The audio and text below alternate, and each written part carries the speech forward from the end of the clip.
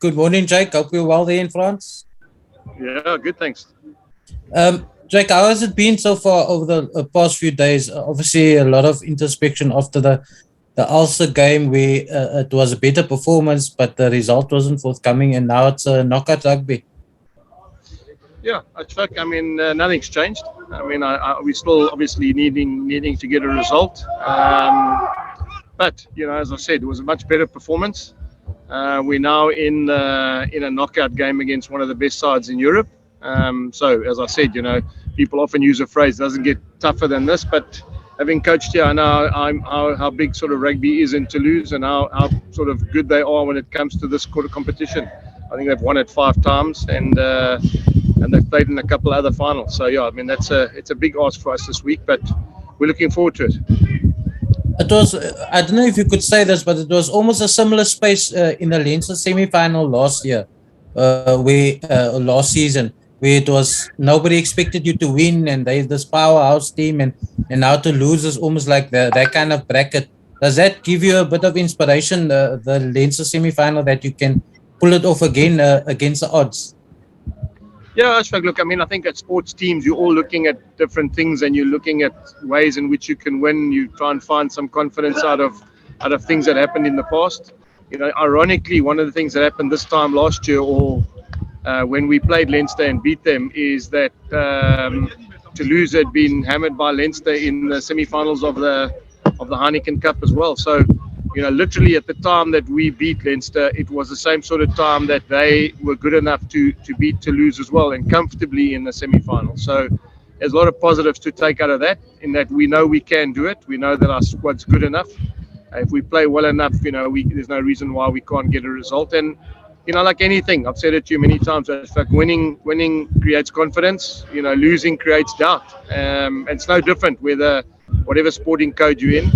And we just got to keep working hard. We just got to keep believing. And when that thing turns, then obviously we'll appreciate the winning a lot more. But I guess also in the same breath, Jake, we can't really look past all those big names as Intermark, Bai, Marshan. The list goes on. Capuazzo at the back there, Jellons. So we can go on. It's almost like the whole French team there. Yeah, well, I mean, Ashfaq, exactly that. Last year we played the whole Irish team,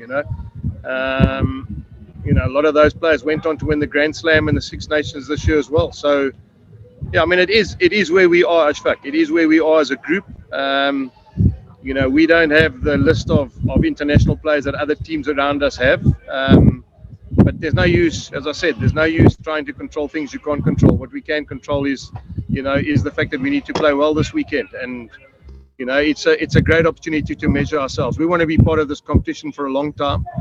I've said it also many times. A team like Racing Metro have never won this Heineken Cup, and they've had some incredible teams that they've put on the field in the last couple of years as well. So there's no given that you need to win it or you have to win it or you sort of it's a long.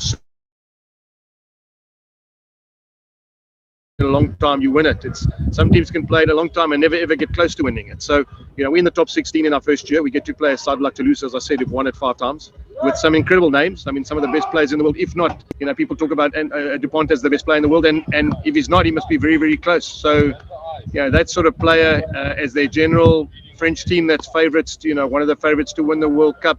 A French team playing at home, a French team playing in the year of a World Cup where there's so much at stake for those players to make sure they do well in big games so that their national coaches pick them. So, yeah, I mean, as you rightly say, it's you can't get away from that, but we can only control what we can control, and that's prepare as well as we can this week. Thank you, Ashfaq. Dylan?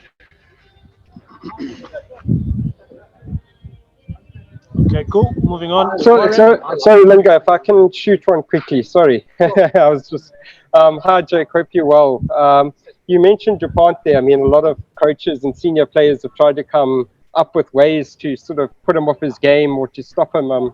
Is there actually a way of doing that? I mean, you've also coached some great scrum halves in your past as well. Is there a way that you can sort of disrupt him?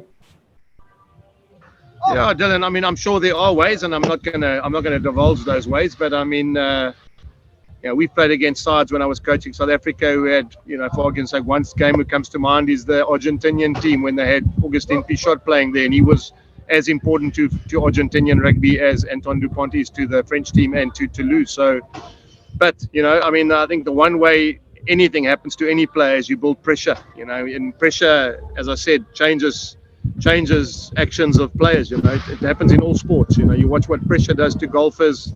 You watch what pressure does to teams in the back end of a competition. You look at the last 10 minutes of a game, what pressure does to decision making. And I think that's the key. We've got to build pressure.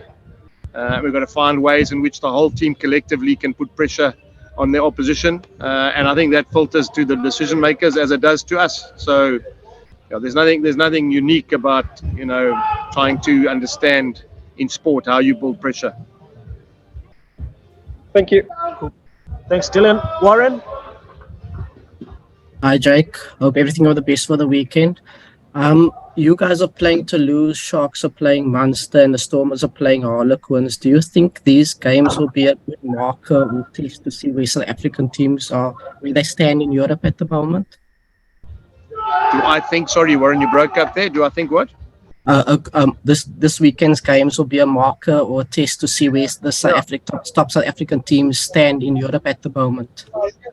Yeah, it's just another marker. I don't think it is the marker. I think it is another marker. Considering if you go through the form, and I'm not for 1 minute saying it's not going to stay like that, but if you go Leinster, all things being equal, Leinster and Toulouse are the two favourites on our side of the pool, and the other side of the pool you've got Saracens, Exeter, and La Rochelle. That's without the South African side. So, these weekends are massive, but I mean they don't get any easier. So let's just say, we team wins. Say, let's example, Stormers win. They've got to play Exeter, then they've got to play Saracens or La Rochelle, and then they've got to play Leinster or Toulouse. I mean, there's not many bigger games in club rugby. In fact, there are no bigger club games in club rugby than those consecutively. So it's not just this weekend. I think it's a great measurement for South African rugby as a whole to see where we are as a union when we play against some of the best players in the world. Thanks, Warren. Vim, last question, please. No, I'm good. Thank you. Thank you, Lunga. All right, cool. Thank you, guys. Can I shoot one more, please? Okay, make use of it, Ashfaq. Jake, just a sense of occasion. I mean, you've been at Montpellier and you know how the French crowd gets into it, and you guys experienced Lyon early in the season. Just what can the guys expect, and what will be your advice to the players in terms of how to handle that? Well, I mean, the one thing which is interesting, we're not playing at their home stadium, which holds 19,500 people. I think they. Yes, I wanted to ask. It's it Ernst Vallon is their normal stadium, but they're playing at the bigger stadium. Correct. Now they're playing in the football stadium that holds 33,000 people, which means they've obviously sold a lot of tickets. Means the game's going to be bigger. It's all, again, all credit to the competition, all credit to the fact that they see the Bulls as a big game, that they've moved it to a bigger venue. So Ashfaq, it's going to be, it's going to be an incredible occasion for us as well. Another occasion for this group of players. I just listening just now to another question. I was thinking when you asked me that.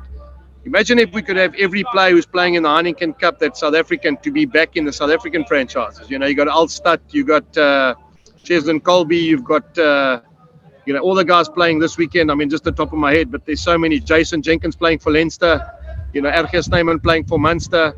If you just put all those players into the South African conferences, then obviously it would be so much better. So, someone asked me, it probably reaffirms that we, as I said, we haven't done too badly, considering we've got about 300 of our best players playing abroad. We don't have the Malcolm Marxes, we don't have the Lua Diages, we don't have the Erges Snyman, Jason Jenkinses, Vian Liebenbergs, Enro Liebenbergs, Jasper Wieses. I mean, the list goes on. Jacques Vermeulen. I mean, it just goes on and on and on. Ivan van Sail. The more I think about it, Faf de Klerk, Kobus Reinach. I mean, the bottom line is we're not doing too badly for a country that's had a massive amount of their best players exported overseas. So it is a measurement for us, and we